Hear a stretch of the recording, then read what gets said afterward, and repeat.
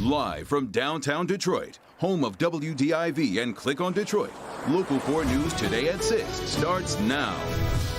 Oakland County Sheriff's deputies are investigating after someone vandalizes a local mosque. And they're the latest in a wave of threatening calls made to Michigan leaders, specifically Michigan women in office. The angry and violent threats over voicemail made to Governor Whitmer about unemployment payments. And taking a look outside, we are in for a bit of wet weather this morning. Andrew is tracking when it will end, but what a difference a day makes, because at least we can see the Detroit skyline as well as Windsor off in the distance. Good morning. It's 6 o'clock. I'm Priya Mann. And I'm Grant Herms. Thanks for joining us this morning on Local 4 News Today. It is a huge difference compared to yesterday. You mean the fact that we can see anything? Yeah, we can see actually across the river or like 25 feet in front of us. Exactly. Yeah. But Andrew, yesterday turned out to be just a beautiful day, and we're talking even better temps today. That's right, especially this afternoon. We have to get through some showers and thunderstorms, though, before we experience some of that warmer weather. Right now, though, it's pretty mild with temperatures that are in the middle and low 60s across the area. Now, clouds are building. Rain has not arrived yet, but you can see here on the left-hand side of the screen here on Storm Tracker 4 with some heavier showers down through parts of Hillsdale County and southwestern Michigan. All of this is steadily marching in our direction, and it's ahead of a warm front. That warm front brings those higher temperatures. But this wet weather is on the way as well. So be prepared for wetter conditions out there on the roads as we make our way through this morning. Now, temperatures will continue to rise, though, despite the clouds that are overhead and despite some of the rain that's on the way. We have middle 60s right now. We'll see 70s this afternoon. In fact, middle 70s by noontime. Still a bit wet around the lunchtime hour. Drier this afternoon, and with enough sunshine, those clouds break apart too. We're looking at much warmer conditions. Highs near 80 degrees for today. Can it get even warmer for tomorrow? Any more rain in our future for this week? Your 7-day forecast in minutes. All right, thank you, Andrew. Time now is 6:02, and Oakland County Sheriff's deputies are investigating after vandals target a mosque in Rochester Hills. It happened at Ahmadiyya Community Center on West Auburn Road. As Larry Spruill shows us, members of the community want answers.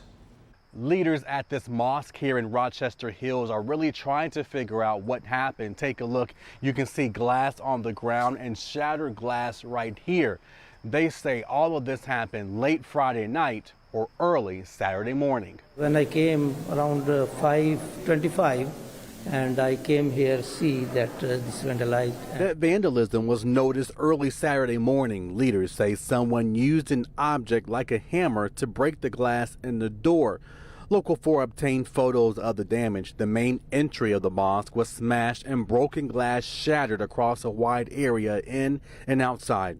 Many who worshiped here at this mosque on West Auburn Road in Rochester Hills are confused. I don't know what is the reason that why it happened like that, because we are very peaceful people in this area, and all our neighbors know us. We don't know the intention of the person, why he was here, why he came, and why he did like that. Good thing is that nobody got hurt.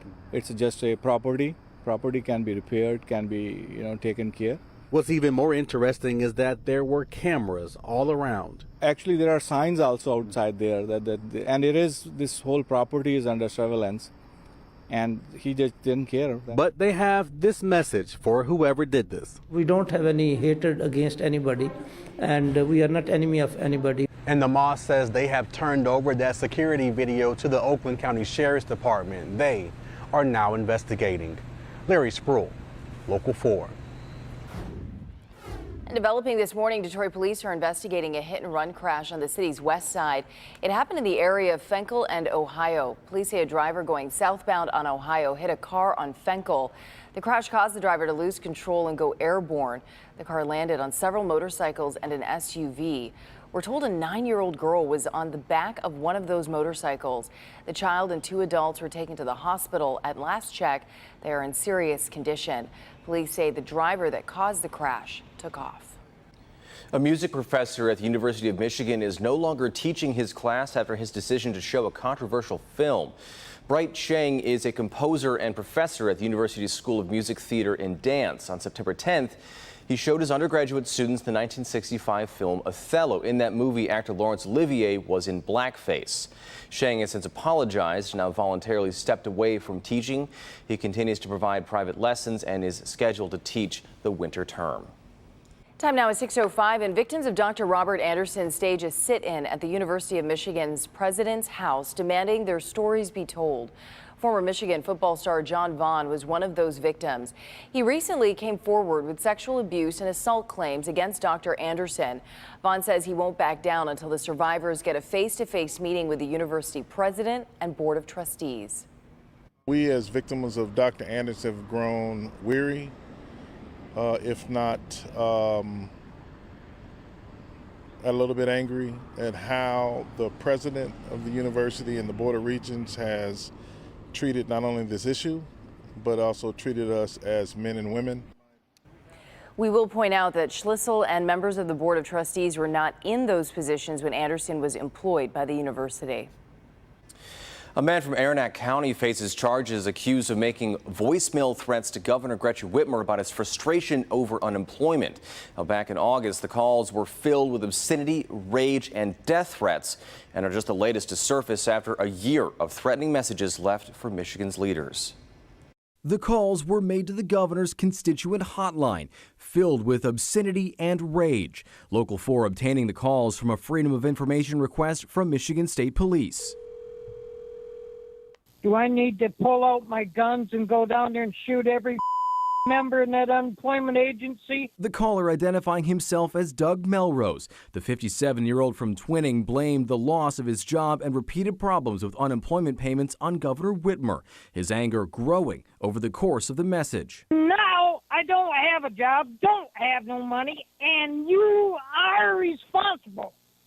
So you get your in gear and you get on that horn and you give me my money, or I'm gonna come down there and start shooting. Do I make myself clear? Melrose then called again, much more subdued, but he again threatened the lives of state employees. Call me back and help me out with this unemployment, or otherwise I'm gonna go in and shoot everybody in the unemployment office and kill them. The calls are the latest in a year of threatening voicemails left for Michigan women in office. Back in February, 2 men were charged with threatening Senator Debbie Stabenow. Then in June, another man threatened Stabenow and Representative Alyssa Slotkin.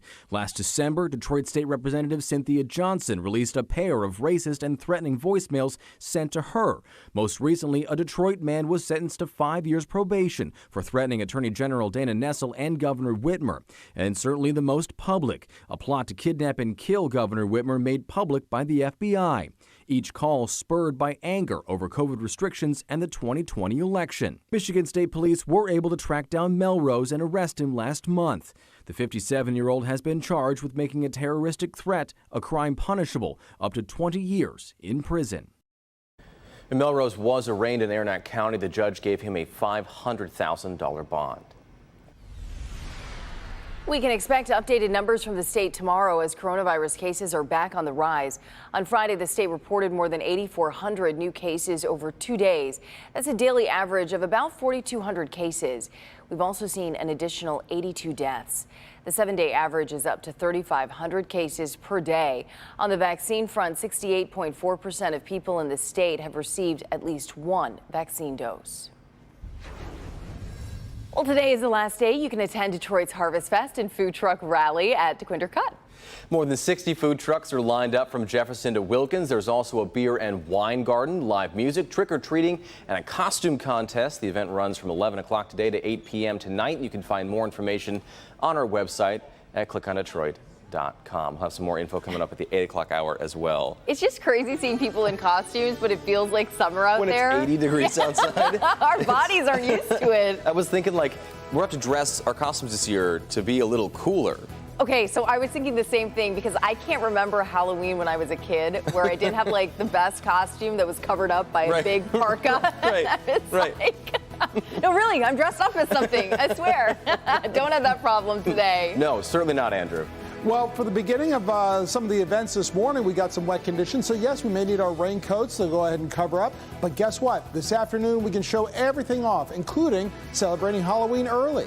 We're looking at temperatures that make it into the upper 70s. Does it remain warm for tomorrow? More on that in your 7-day forecast in minutes. Good morning. The Michigan Wolverines back and forth, but they escaped with a win last night. We'll see some highlights coming up.